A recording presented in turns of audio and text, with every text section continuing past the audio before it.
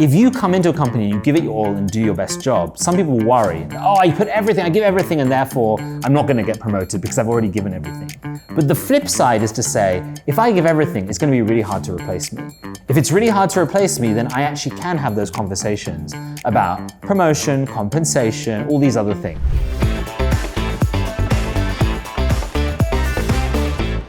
Welcome. You are watching Yana TV and my name is Yana Fry. We have here a conversation with impactful and conscious people in Asia. Today our guest is Alex Dwek, COO of Nas Company. We're going to be talking about accelerating your career in an unconventional way. Yes. So let's just start with this. When we talk about career, and I know you kind of jokingly also said to me before that you have 100% rejection rate on online applications. That's right. I've been rejected every time on any job I've applied online. Which led us you to becoming CEO of a very, very, very big company, which is very, very popular and famous right now. So how did you do that? So I'm originally from London in the UK, and I moved out to Singapore almost 9 years ago. I was actually working as a management consultant. So this is a very common path that many people who want to get into a different industry take. They say, hey, I want to have exposure to a lot of different companies. Let me become a consultant.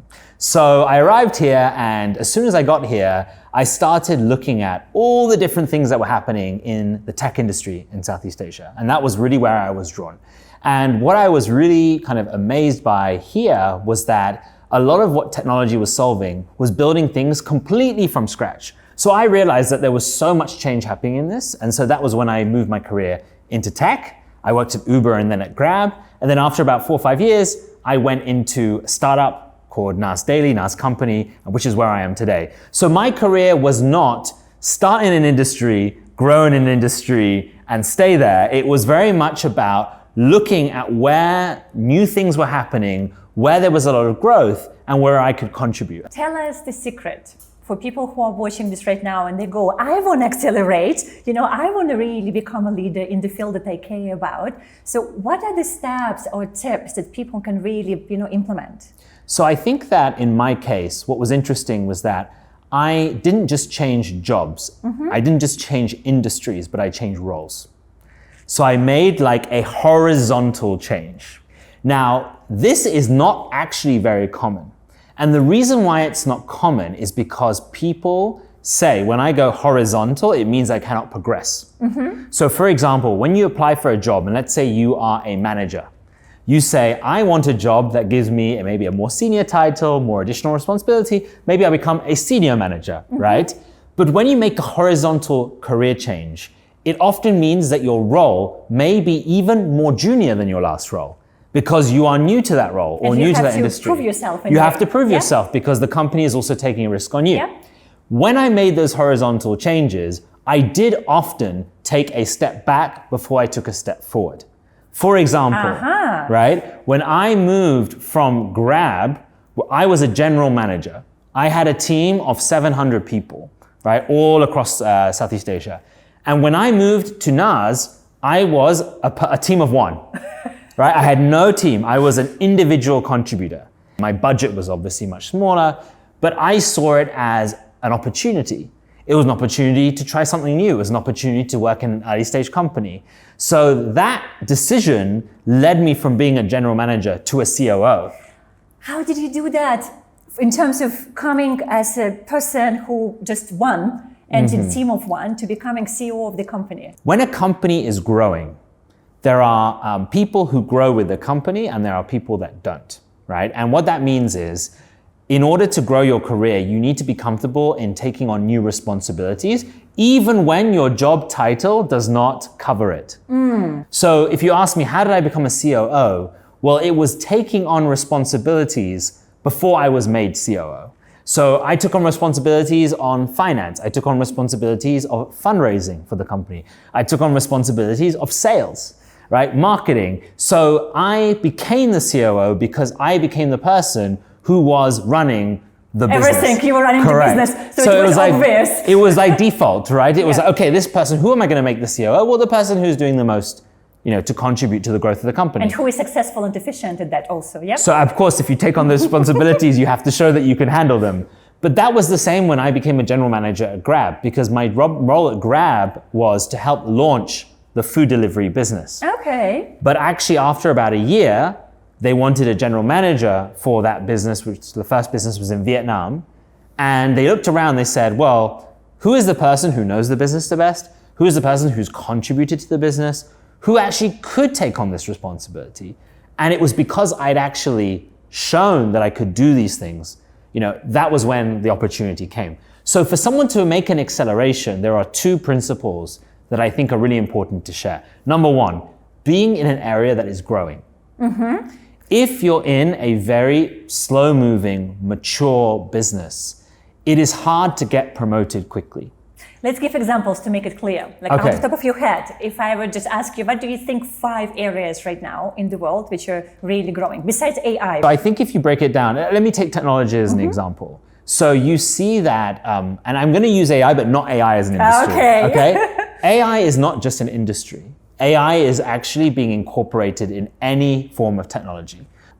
If you are running a software that helps a company with their customer support, there may be AI elements to, or maybe it's an easier way to explain it is there may be ways to automate, right? Where they're less human. So I think companies which are building solutions where essentially people don't need to hire as many people, right? I use customer support as an example. It could be in the food and beverage industry. It could be in media. So there are opportunities within travel. But I think that the key when you look at growth in an industry is not just to take a big industry like travel, it's to say what inside of travel is growing.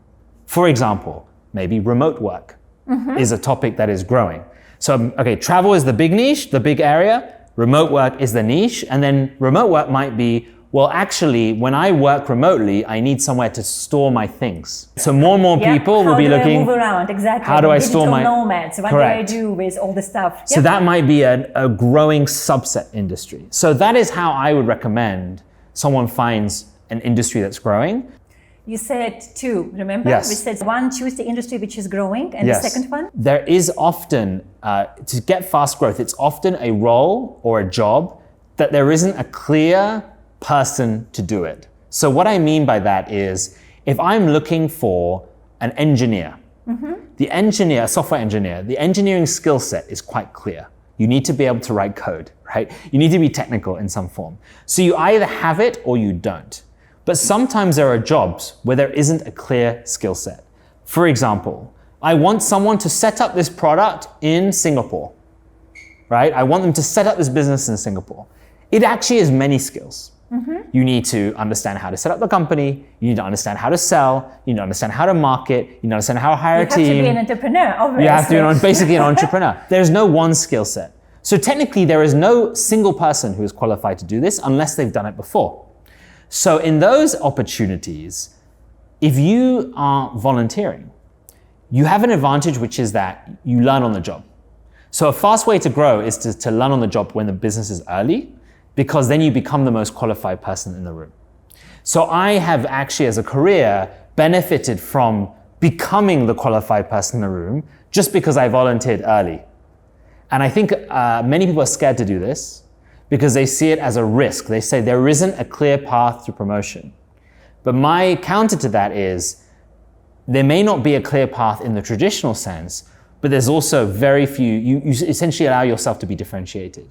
And that is one of the most powerful ways to get acceleration.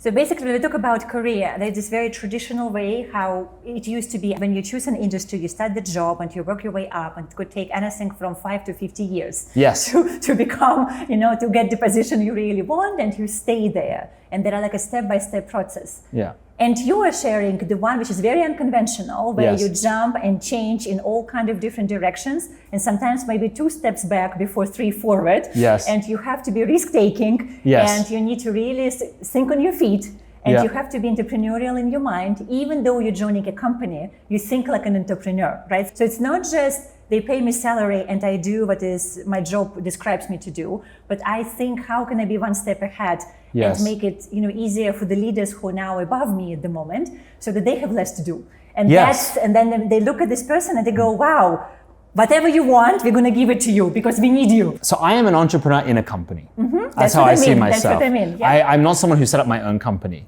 And interestingly, one of the biggest things I've learned, because I have been hired by CEOs and I've also done my own hiring. And the thing I wish I knew when I was being hired that I now know when I'm hiring is that the hardest part of the process is to find good people. It's really hard to find someone who not only is, likes what you do as a company, but also has the skill set, is committed, right? All these things have to tick, especially if you're a small company. So the hard part is finding someone. Once you have them, right, the thought of having to find them again is quite a worrying prospect for the employer. So actually, if you think about that, if you come into a company and you give it your all and do your best job, some people worry that, oh, I give everything and therefore I'm not going to get promoted because I've already given everything. But the flip side is to say, if I give everything, it's going to be really hard to replace me. If it's really hard to replace me, then I actually can have those conversations about promotion, compensation, all these other things. Because the pluses are, I'm going to learn something new, I'm going to grow my skill set, right? But also, if I feel that I'm contributing more, it doesn't matter if I was promoted or not at the time, because I can say to the company now, I feel that I've shown my contribution and I want you to match that with my promotion, with my salary, etc. And if they're not, then you know that you've learned the skills that you can take elsewhere. Absolutely. Right? And so you're actually more powerful than you think as an employee. So I'm sure, as a COO of the company, you probably do a lot of interview for all kinds of jobs. I do, yes. So you see a lot of people just going through the room and Yes. pitching that they want to work at NAS. What are you looking for? Our industry is called the creator economy. So it's all working with content creators and social media influencers. Most people who apply for our job are not from that industry because that industry is a very new industry. So I am not looking for someone necessarily with industry experience. But what I am looking at is someone who shows that they are, as you said, entrepreneurial. They can figure out problems they don't know the answer to. And I'm also want to see that they're an independent worker, right? We are a smallish company. We're 120 people. We don't have a formal management structure where you're always going to have a manager who's going to give you all the answers. So I look for initiative. I look for someone who can figure things out on their own. I look for someone who can deal with ambiguity. So how do I look for that? Well, it's funny because there are little signs actually. When you go to an interview, there are little signs that you're giving off, you're projecting, that actually give signals to the hirer. For example, number one, if you are very inflexible with making a time for the interview, that is a signal. Is this person able to deal with a lot of change or not? If they say you can only book an interview between the hours of 3 and 5 p.m. Well, if you're in a startup, there'll be many things that will happen outside those hours. So how is this person dealing with it? Another one that I really like when I see something good is I've seen candidates who come to the interview with a presentation without even me asking, saying, I've thought about your company and I put together 2 or 3 slides of things that I would want to do if I was in this role. I like that. I always love that because I think it shows initiative. And actually, I don't mind. I'm not looking at whether the answers are right or wrong. It doesn't matter because that could be taught. I'm looking at seeing, are they using their brain? Are they thinking through the problem? And are they proactively suggesting things? People are worried of doing that because they're worried that someone will steal their ideas.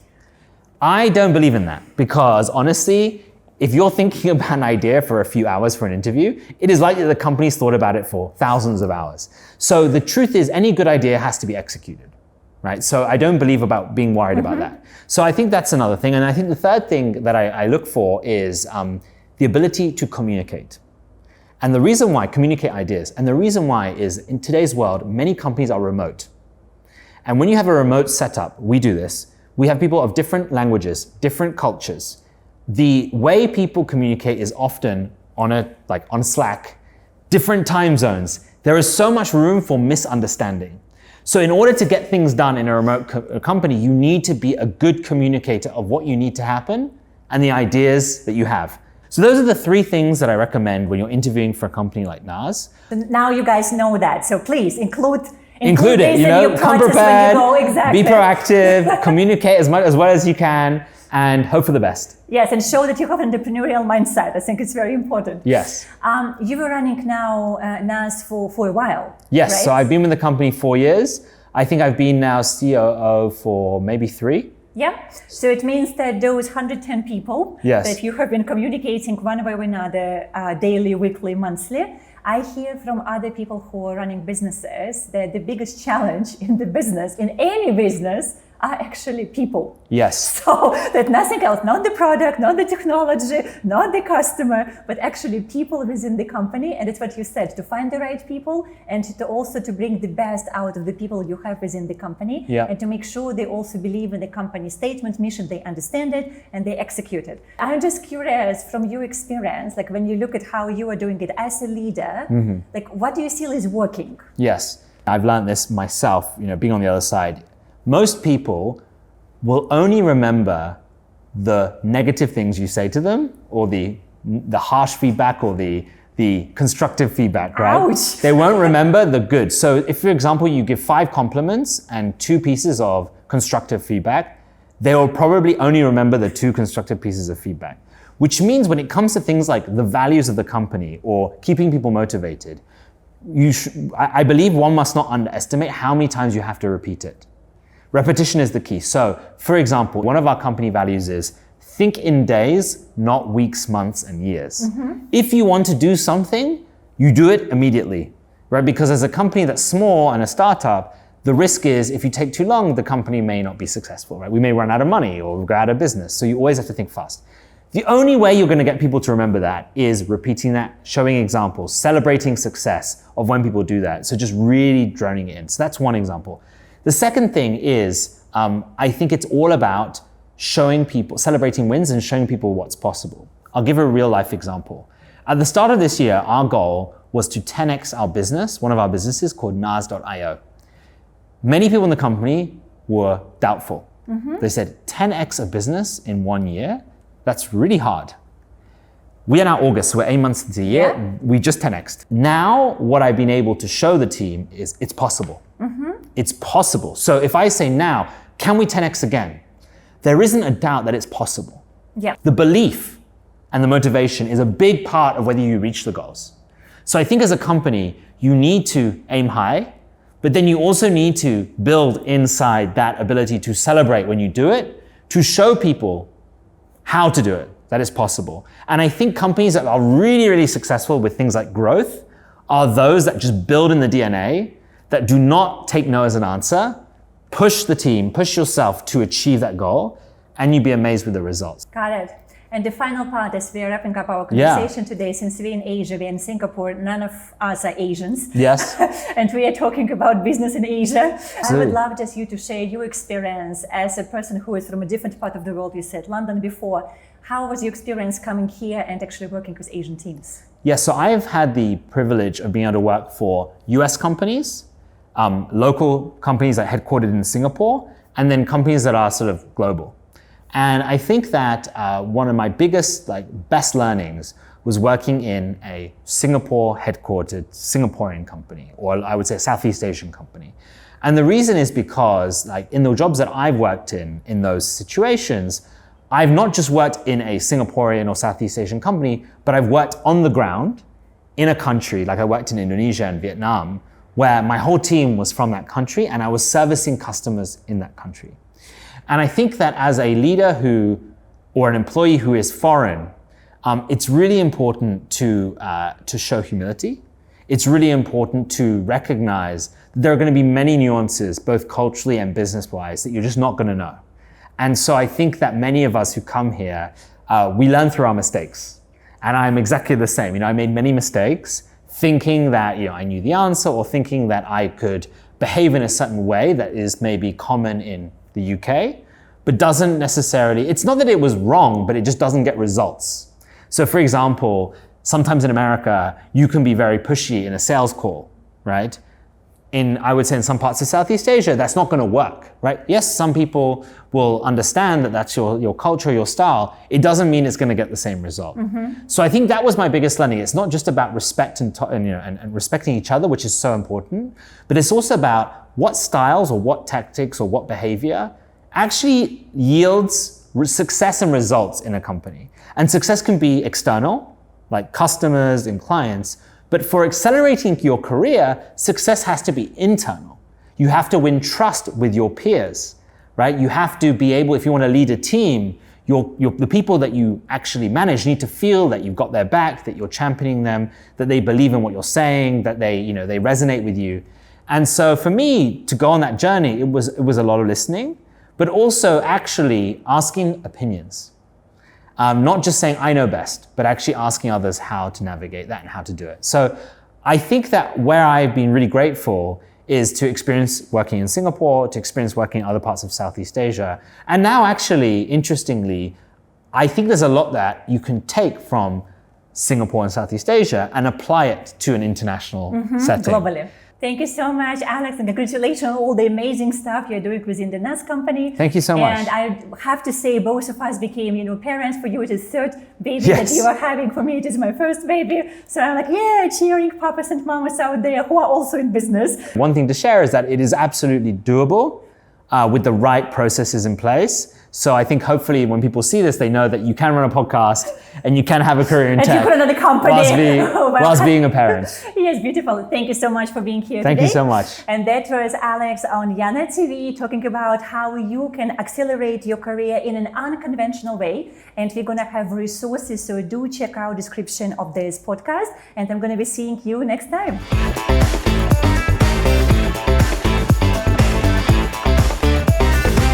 We are a smallish company. We're 120 people. We do not have... Smallish. Smallish, we're not 10 people, we're not 1,000, right?